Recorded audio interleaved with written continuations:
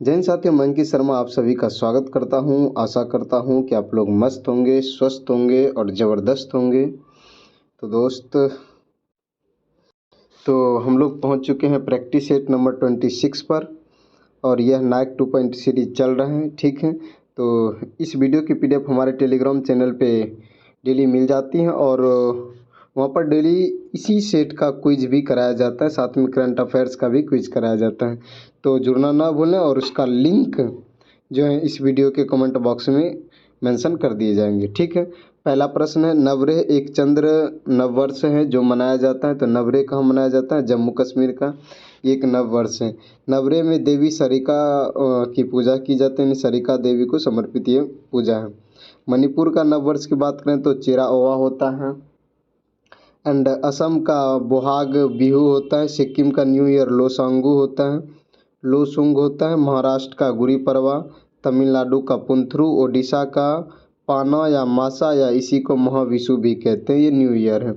केरल का Vishu new year है। गोवा का संवत्सर है। बिहार का जुड़ शीतल न्यू ईयर है। पश्चिम बंगाल का पोयला बैसाख है, इसे नवो वर्षो भी कहा जाता है। और पश्चिम बंगाल का पंजाब का न्यू ईयर है बैसाखी। हिंदू नववर्ष जो हिंदू कैलेंडर, तो इसके अनुसार नववर्ष कौन सा? तो हिंदू कैलेंडर का जो नववर्ष है यानी कि वो उसका पहला महीना कौन सा होता है? चैत्र होता है। और अंतिम महीना कौन सा होता है? फाल्गुन होता है। नेक्स्ट क्वेश्चन है, संगीत नाटक अकादमी से सम्मानित सुलोचना चौहान एक प्रसिद्ध डैश गायिका थी। तो सुलोचना चौहान एक लावनी गायिका थी। लावनी से संबंधित है सुरेखा पुनेकर। कौन है? सुरेखा पुनेकर।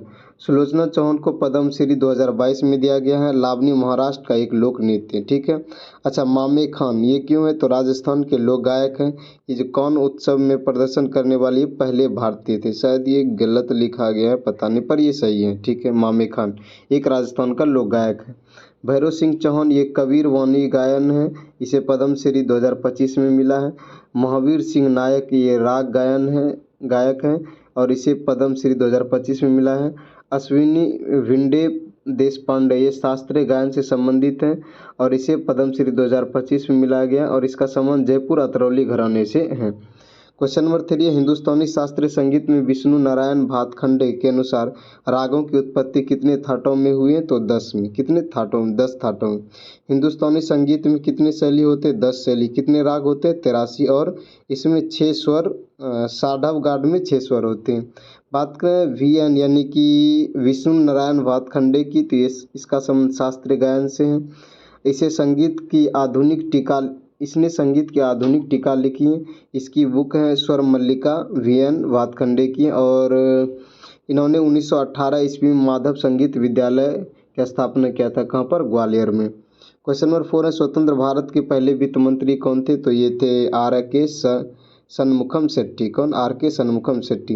देश का पहला बजट की RK शनमुखम शेट्टी ने ही पेश किया था। कब? 26 नवंबर 1947 को। रक्षा मंत्री स्वतंत्र भारत के पहले रक्षा मंत्री बलदेव सिंह, ये सभी स्वतंत्र भारत के प्रथम मंत्री हैं। ठीक है, ध्यान रखिएगा। रेल मंत्री जॉन मथाई। कौन मंत्री? BR अम्बेडकर। कृषि मंत्री राजेंद्र प्रसाद। स्वास्थ्य मंत्री राजकुमारी अमृत कौर। संचार मंत्री रफ़ी अहमद। बात करें प्रथम खेल मंत्री, तो उस समय नहीं बना था, शुरुआत में 1999 में पहला खेल मंत्री बना था अनंत कुमार।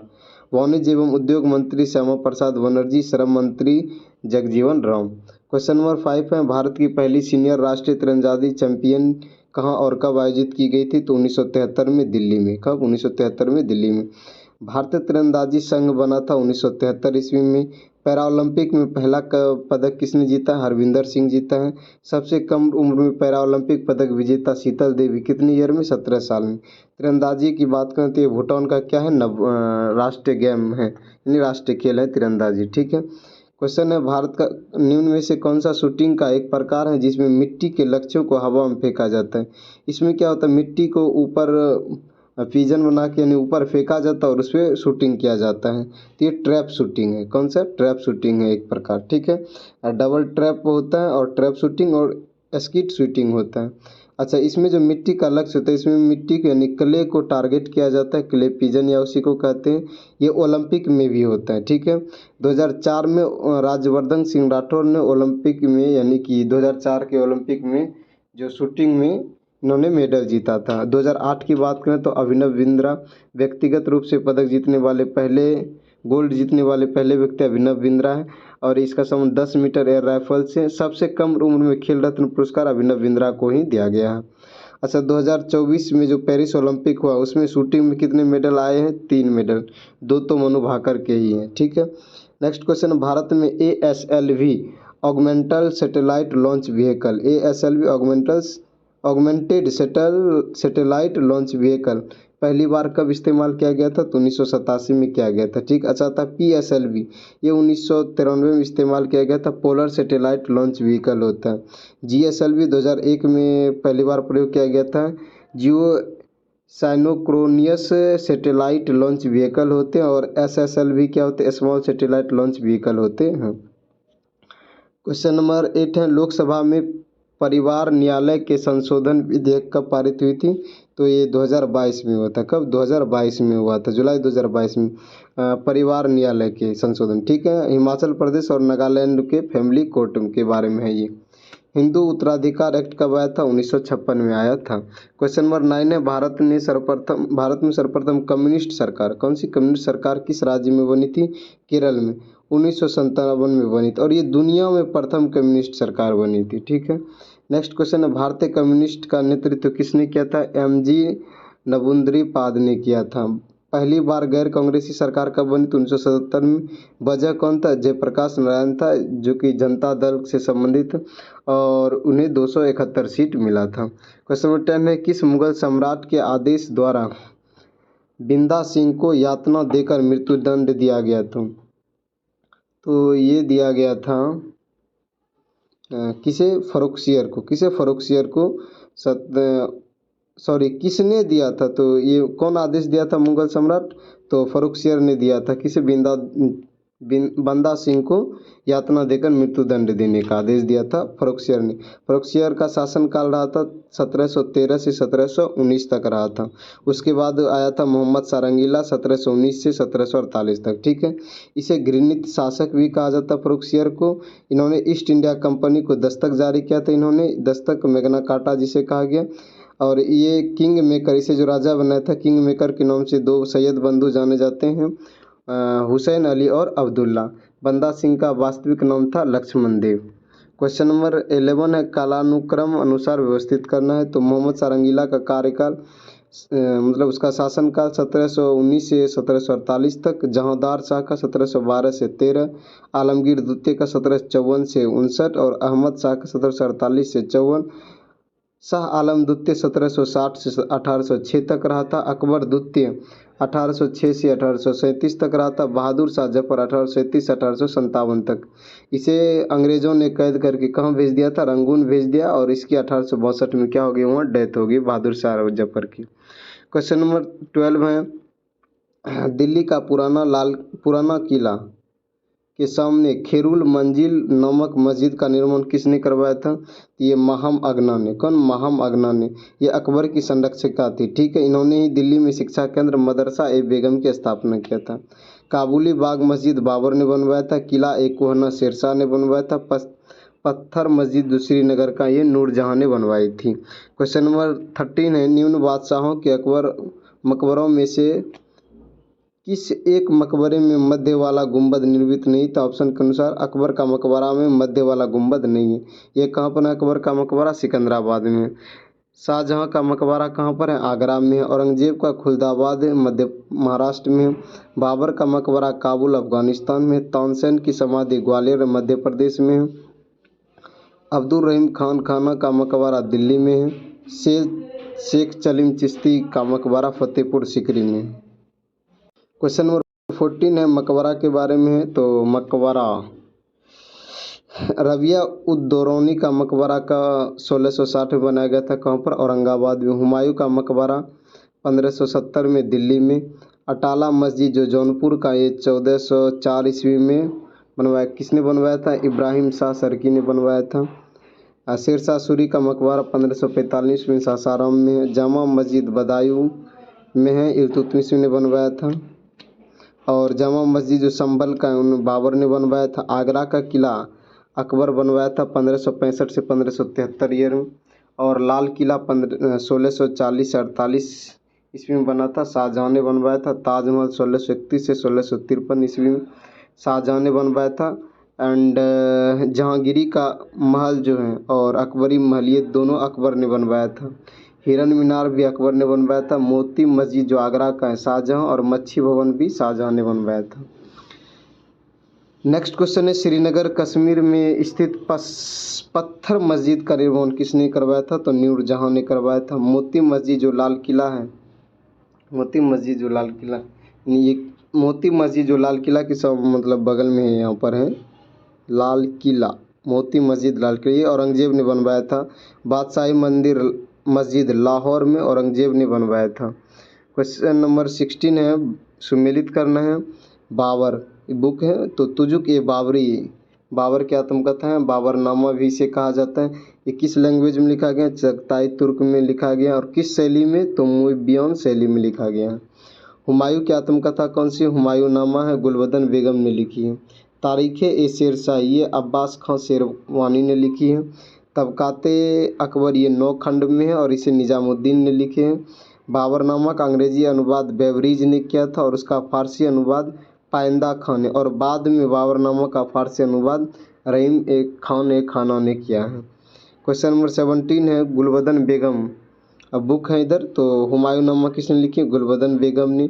फुतुहात आलमगीरी ईश्वर दास नागर ने लिखी है। तारीख़ मुबारक शाही याहिया बिन अहमद। तारीख़ शेरशाही अब्बास खां शेरवानी की पुस्तक है। भीमसेन कायस्थ। तारीख़ खुलदा दिलखुशा। तारीख़ दिलखुशा किसकी पुस्तक है? भीमसेन कायस्थ की है। ताजुल मासिर पुस्तक हसन निजामी की पुस्तक है। क्वेश्चन नंबर 18 है, किस सिख गुरु ने खालसा पंथ की स्थापना की? तो गुरु गोविंद सिंह ने किया था।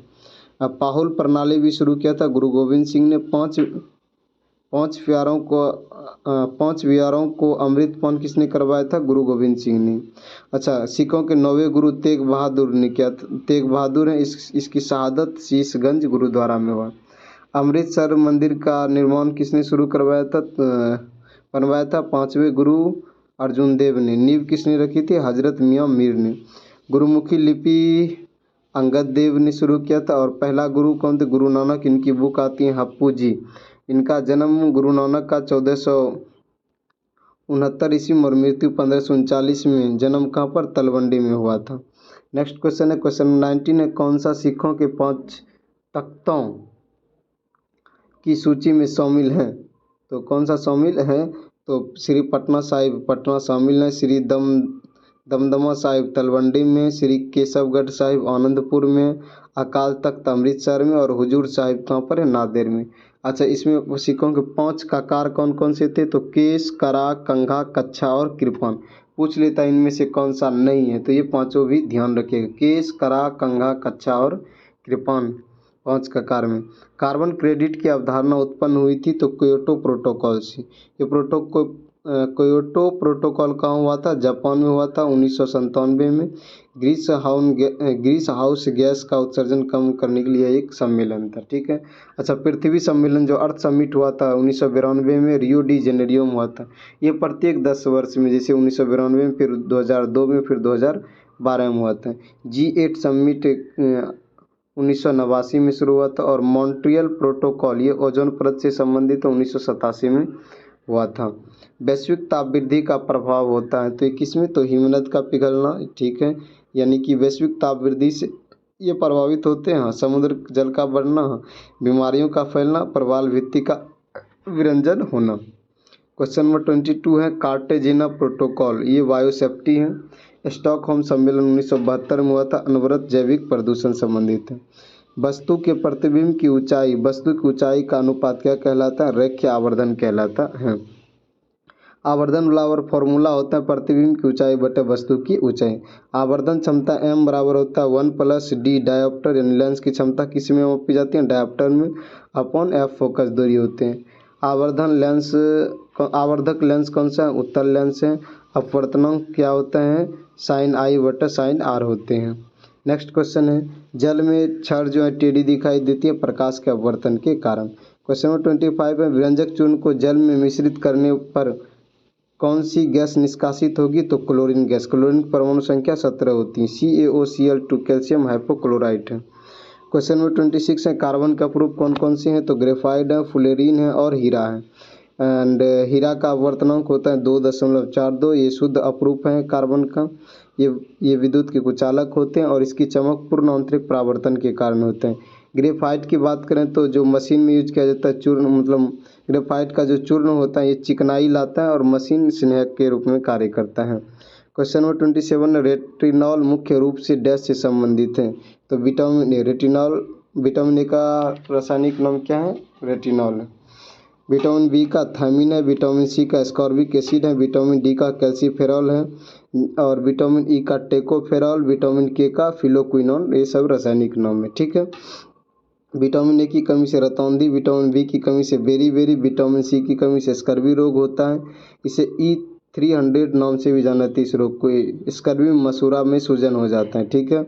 विटामिन डी में रिकेटस रोग होता है। विटामिन ई से बांझपन और विटामिन के की कमी से रक्त का ना जमना होता है, ठीक है। जल में घुलनशील कौन कौन सी होती हैं? तो B, C। गई भैंस पानी में, यानी कि B और C जो विटामिन होते हैं जल में घुलनशील होते हैं।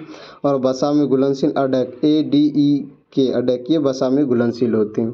क्वेश्चन नंबर 28 है, साइनोकोबालामिन रिक्त स्थान विटामिन का मानव निर्मित रूप है? तो B12 का रासायनिक नाम है साइनोकोबालामिन। बी कॉम्प्लेक्स में कितने विटामिन है? 8 हैं। विटामिन B1 कौन सा है? थायमिन। Vitamin B2 riboflavin. इसमें क्या होता है? त्वचा फटना और आंखें लाल होना इसकी कमी से। विटामिन B3 नियासिन होता है। विटामिन B5 पेंटोथेनिक एसिड होते हैं। Vitamin B6 pyridoxine. Vitamin B7 biotin या विटामिन H भी कहा जाता है इसे, विटामिन B7 को, ठीक है। Vitamin B9 folic acid. तो ये 8 कॉम्प्लेक्स होते हैं और ये सभी इनका रासायनिक नाम है। दोबारा से रिवाइज करते हैं। विटामिन B1 का रासायनिक नाम thiamine. Vitamin B2 riboflavin. Vitamin B3 niacin. Vitamin B5 pantothenic. Vitamin B6 pyridoxine. Vitamin B7 biotin. Vitamin B9 folic अम्ल। क्वेश्चन नंबर 29 है, मई 2025 में रोमानिया के नए राष्ट्रपति कौन बने? तो निकोसोर डैन बने हैं। रोमानिया की कैपिटल क्या है? बुखारेस्ट है। USA के राष्ट्रपति 47वें डोनाल्ड ट्रंप बने हैं। कनाडा के PM मार्क करनी बने हैं और नामीबिया की पहली महिला प्रेसिडेंट यानी राष्ट्रपति नंदी नदेतवा बनी है। क्वेश्चन नंबर 30 है, मई 2025 में ब्रह्मोस निर्माण इकाई का अनावरण कहाँ किया गया है? तो लखनऊ में। कहाँ पर? लखनऊ में। ब्रह्मोस तो ये 2 देशों की नदी हैं, तो ब्रह्मपुत्र भारत की नदी और मोस्कावा रूस के नदी से मिल करके बनवाया है ब्रह्मोस, ठीक है। तो लखनऊ में जो ये अनावरण हुआ इसमें कितने टारगेट? तो 80 से 100 मिसाइल बनाने का टारगेट रखा गया है, ठीक है। उत्तर प्रदेश अनमोल रत्न पुरस्कार किसे मिला है? निखिल सिंघल को मिला है। विश्व आर्द्रभूमि ये पार्वती अर्गा रामसर साइट गुंडा में है। रामसर साइट जो होता है, रामसर साइट दिवस कब मनाया जाता है? 2 फरवरी को। नेक्स्ट क्वेश्चन है और ये HW दिया गया है सर के द्वारा। ब्रह्मोस एरोस्पेस किन 2 देशों के संयुक्त निगम है? तो ये भारत और रूस, ठीक है दोस्त। तो ये क्लास आपको कैसी लगी आप कमेंट बॉक्स में ज़रूर बताएं और अपनी राय ज़रूर दें, क्या ये सही है? मिलते हैं नेक्स्ट वीडियो में। की PDF के लिए हमारे टेलीग्राम चैनल ज्वाइन करें जिसका लिंक इस वीडियो के कमेंट बॉक्स में मेंशन है, ठीक है दोस्त। तो जय हिंद।